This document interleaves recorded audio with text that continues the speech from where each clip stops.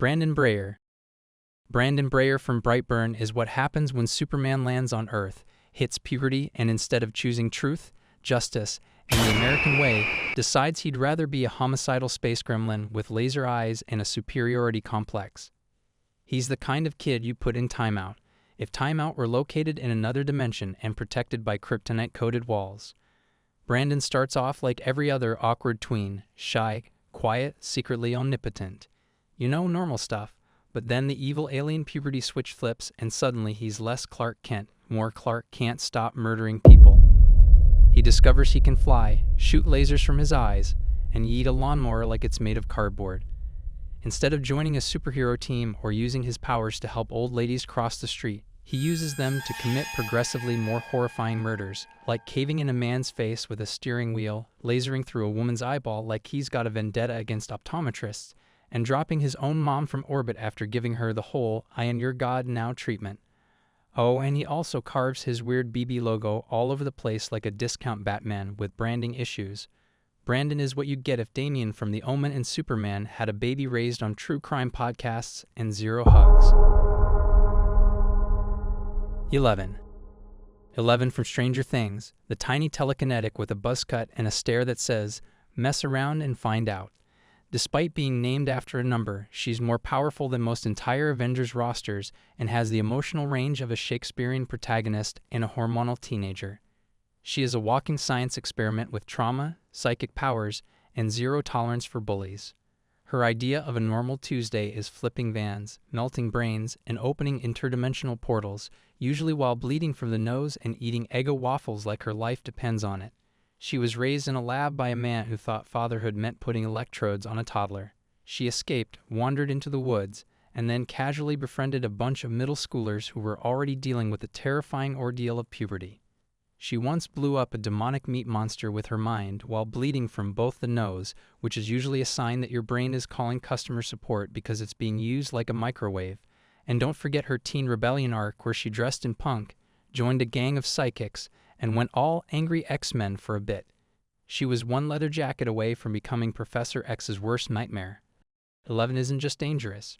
She's a walking plot twist with the power of God and anime on her side, and she will absolutely obliterate you if you hurt her friends, or if you mess with her waffles.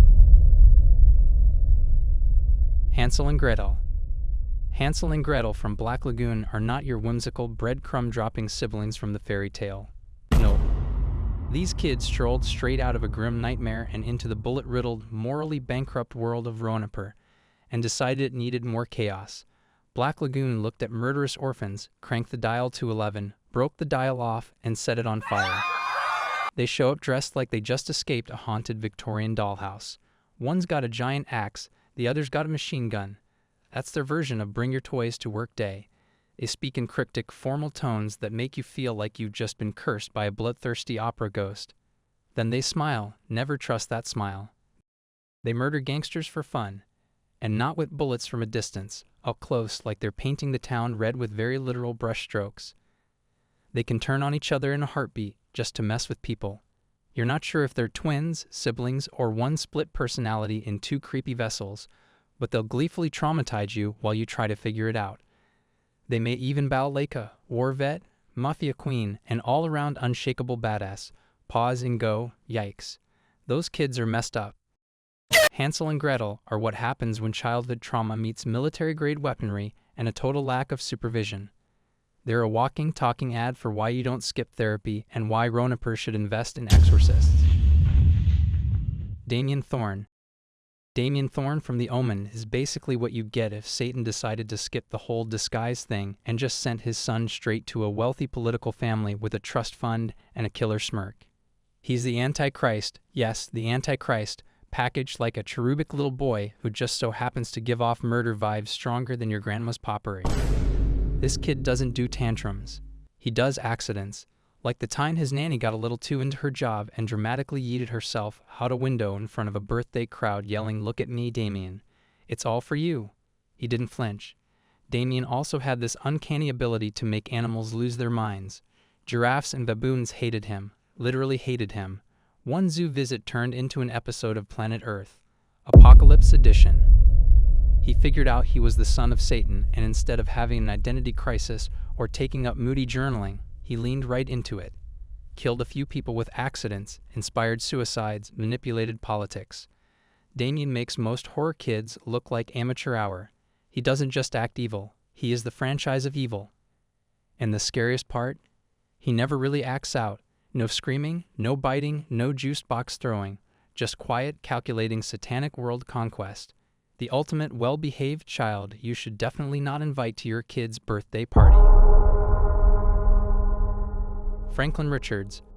Franklin Richards, Marvel's adorable nuclear bomb in footy pajamas. The son of Reed Richards and Sue Storm, Franklin is what happens when two genius superheroes reproduce and accidentally create a god with bedtime at 8 p.m. Franklin Richards is a mutant, but not just any mutant. He's an Omega-level mutant, which in X-Men terms means breaks reality before breakfast. He once created his own universe, like a whole universe, not a video game server or a Minecraft map, a legit, functioning alternate universe. During the Heroes Reborn arc, the Marvel Universe was basically shredded into cosmic confetti. Franklin, being the walking Deus Ex toddler that he is, casually tucked everyone into a pocket universe he made like it was a Build-A-Bear workshop. He resurrected Galactus, not summoned, not channeled, resurrected. Galactus, the devourer of worlds. That's like your kid resurrecting Cthulhu and making him his pet hamster. Even Mephisto, Marvel's literal devil, is like, let's not mess with that kid. Dr. Doom, the guy who stares down gods for breakfast, once babysat Franklin and immediately re-evaluated his life choices.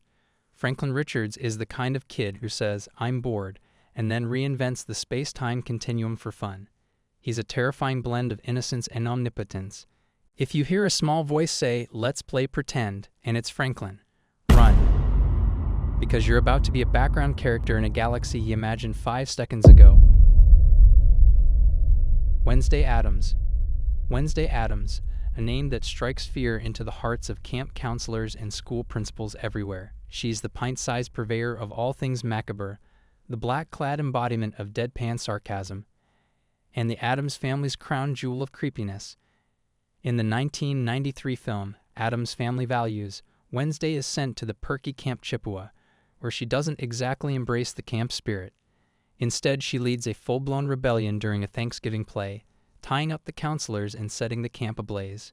It's like Lord of the Flies, but with better hair braids.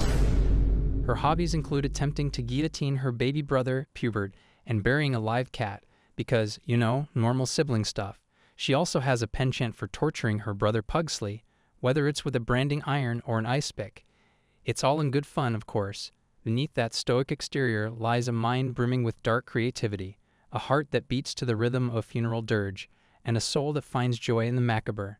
She's the nightmare of every camp counselor, the bane of every school principal, and the darling of every goth kid with a dream.